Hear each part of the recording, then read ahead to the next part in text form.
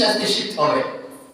আল্লাহ রাসূল সাল্লাল্লাহু আলাইহি ওয়াসাল্লাম বুখারী এবং মুসলিম শরীফের মধ্যে বর্ণনা আসছে, আল্লাহ রাসূল সাল্লাল্লাহু আলাইহি ওয়াসাল্লাম বলেছেন, শোনো, তোমরা যদি দুনিয়াতে কোনো মানুষের কষ্ট দূর করে দাও, তাহলে স্বয়ং আল্লাহ পাক তোমাদের কিয়ামতের দিনের কষ্ট দূর করে দেবে।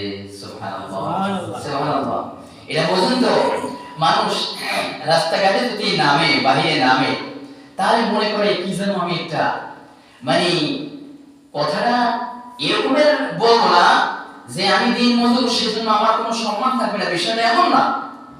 মানে যিনি কষ্ট করে খান আল্লাহ রাসূলের কাছে, আল্লাহর কাছে তিনি সবচেয়ে প্রিয়। আর যিনি কলমের খোঁচায় হোক, সুদে হোক, ঘুষে হোক, মানুষকে মেরে হোক, হত্যা করে হোক, সেই কোটিপতি, তিনি আসলে ভালো নয়। তো বর্তমান সমাজে দেখবেন যে একজন দিন মজুর, তিনি যদি রাস্তায় বের হয়, নিজের কর্মকে বিরত রেখে রাস্তায় বের হয়, তখন নিজেকে মনে করে মানে অহংকারী, যে আমি বিশাল একজন। আসলে অহংকার বলতে দুনিয়াতে কিছু নেই। যত নিচু হতে পারবেন দুনিয়াতে, সেই তত ভালো, সেই তত উত্তম। আল্লাহ রাসূল সাল্লাল্লাহু আলাইহি ওয়াসাল্লাম, শোনো দুনিয়ার মানুষ, তোমাদের জন্য এই গাইডলাইন দিয়ে আমি যাইতেছি, চিরকাল সে তো তোমাদের মধ্যে আমি থাকবো না, আমি